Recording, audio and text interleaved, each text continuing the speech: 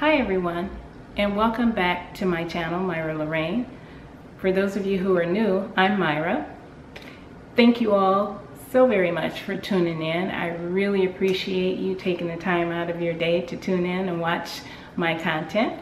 So the topic, let's go ahead and get started. So the topic of this particular video is going to be about the hashtag Smiling Makes You Love Yourself. I believe that's the acronym, SMYLY.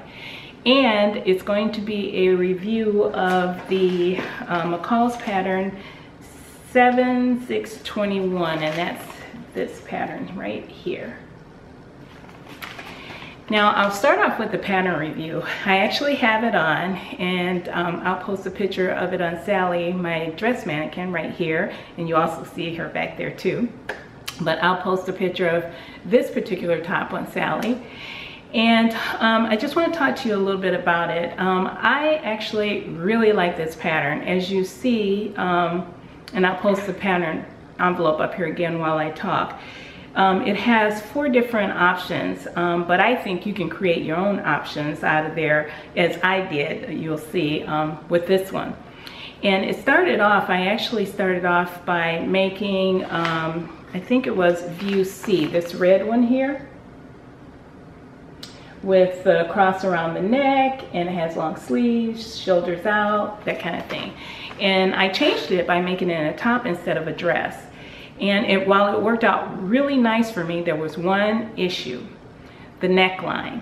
The neckline, I just did not like that choker band around the neckline, and there were 2 reasons. Number one, it was way too big and it hung off almost down to about right here, and it just didn't look right. It doesn't look that way on the model here, but it did on me.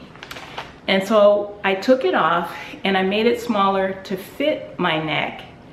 But the problem was getting it over my big head. I couldn't get that smaller neck over my big head.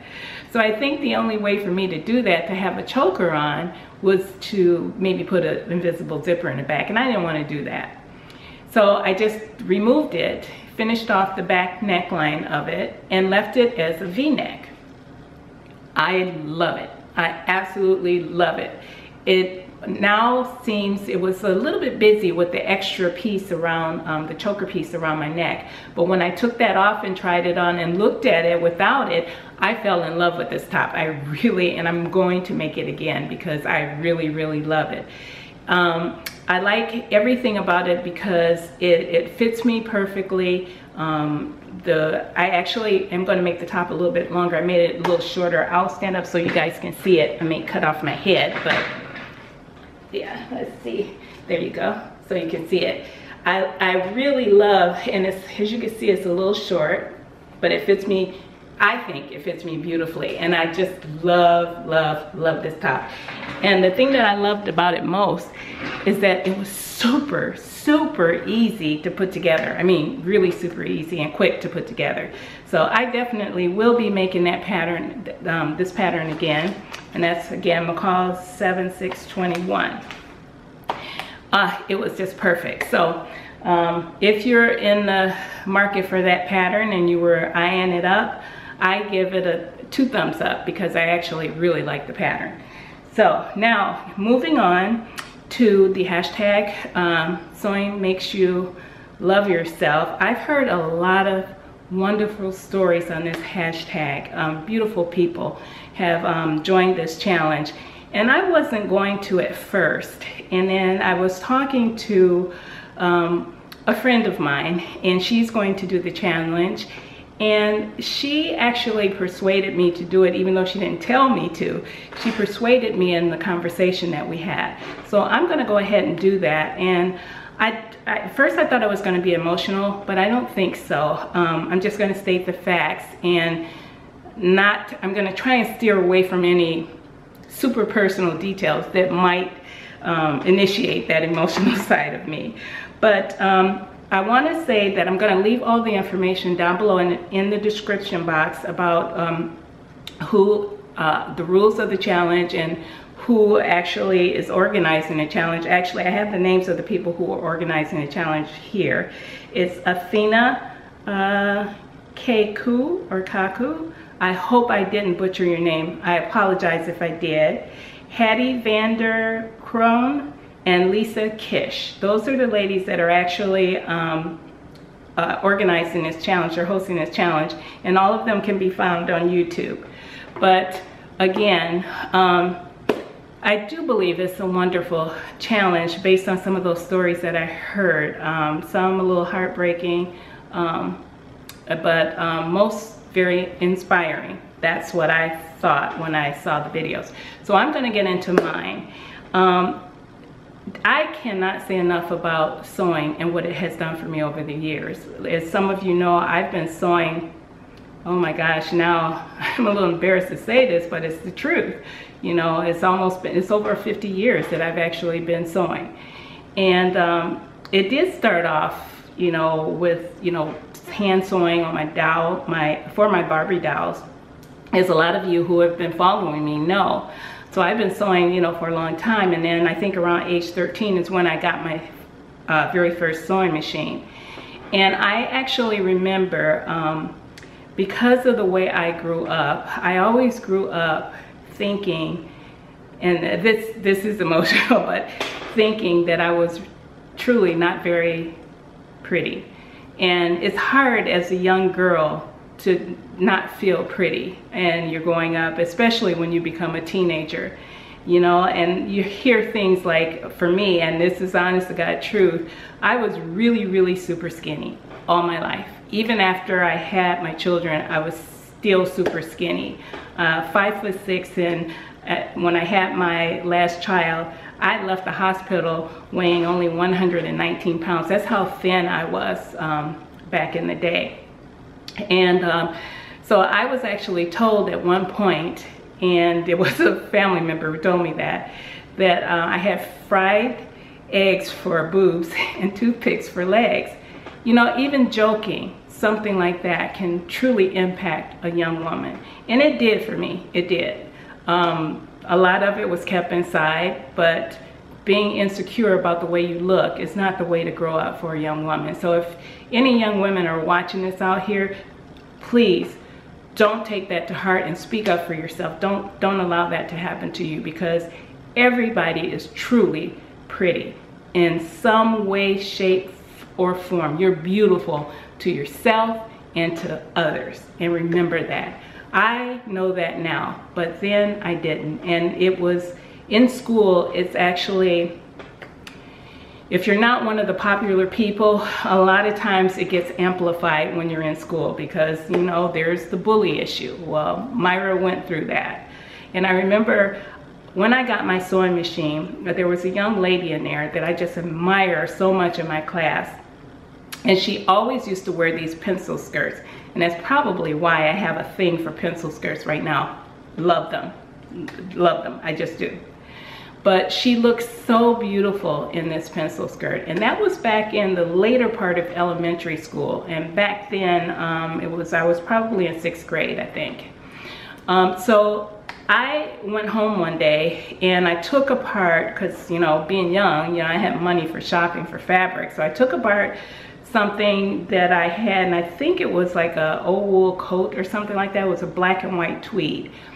And I patterned this skirt myself. I actually, you know, put it on my body, and I didn't put it on, what I can remember. I don't think that I tried it on my body. Had I probably wouldn't have ran into what I'm about to tell you. But I created this pencil skirt, and I rolled it up in my, actually I did try it on, and it fit really super snug. And I remember, oh, but it looks good because I'm so skinny, and this lady was so skinny. Not realizing there's a difference when you have a little bit of a curve and you're just like me, no hips, no butt, you know, nothing. You look like what I'm about to tell you. Anyways, I rolled up the skirt and I put it in my bag, and because I did not want to leave the house and have my grandmother or my mom see me in it. So I went to school, and when I got to school, I went to the bathroom and I changed clothes quick, and I put on my skirt and I went to class. That was the worst day of my life. I mean, truly, truly the worst day of my life. People were snickering, and I knew it was about me because some people were looking. And a note got thrown on my desk, and I opened it up, and it was a stick figure, and it said something to the effect of how I looked in the skirt. I can't remember what the exact words were because I guess maybe I just blocked it out, but that picture of that stick figure with my name on it did it all. I mean, it truly did it all. I sat there and I started to tear up, and I asked, could I be excused? And when the teacher saw my eyes, she knew something was wrong, and she said yes, and I left. And I went home. I told them that I wasn't feeling good when I went to the office, and I went home. And I was so embarrassed. I mean, I was truly, truly embarrassed that when I got home, I told my grandmother what I did. And I told my grandmother because I was just super close to my grandmother. I mean, she was almost like my mom. She was that kind-hearted individual that always would sit and listen to you. Not that my mom wouldn't, but she would always listen to whatever. It just seems like she had that wisdom, and I'm sure most of you have somebody like that. But she told me what I just told you all. She said, it doesn't matter. She says, you're a beautiful person, you're a beautiful soul, and you keep making those clothes. She said, you'll get it perfect the next time. She said, I promise you, you will. That stuck in my head all my life. Even through the times of high school when I still had insecurities about myself and not feeling pretty, I would dress myself and make my clothes fit me beautifully. And I learned how to do that. And I think the attention that I got after I started to learn how to fit my body and make clothes that look good on me actually made me feel better. It made me love myself just the way I am. And yeah, I got some flaws. I got a couple of rumples here and there now. No longer that little skinny 119-pound person anymore, but it doesn't matter if you're 119 or 319. We all have to love ourselves, and you have to find that thing that's a passion for you and make that thing help you to love yourself. And for me, that's sewing.